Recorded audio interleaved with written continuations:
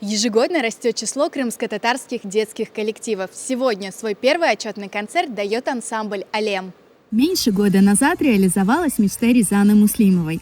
Она создала ансамбль крымско-татарского танца «Алем». У молодого коллектива уже 2 филиала в поселке Сарабус Гвардейской и в селе Мазанка. Более 70 детей уже стали частью большой семьи. Сегодня на концерте мы спустя 9 месяцев уже подготовили программу, состоящую из 20 номеров. У нас 6 возрастных групп от 3 до 20 лет. «Алем» коллектив – это мир. Для меня это целый мир, вселенная танца.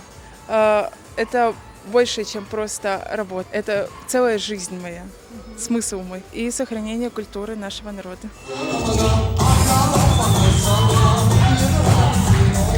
Для воспитанников ансамбля концерт был очень волнительным. Первый выход на сцену и первый большой шаг в новую историю. Я очень люблю ансамбль «Алем».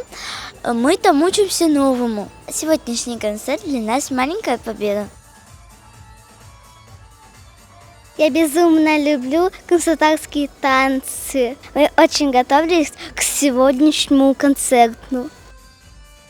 Мне 6 лет, я люблю танцевать, и сегодняшний концерт прошел хорошо. Біздің балалар бір ел девам içinde çok öğrendiler. Pek memnunuz. Alem ansambline varğan için pek gururlanamız. Bu kıyın vakitlerde bizim ballar urf adetlerimizni alıp baralar, көрсетелер ve kuvanamız. Bizim halkımız kıyın vakitlerde da birlikte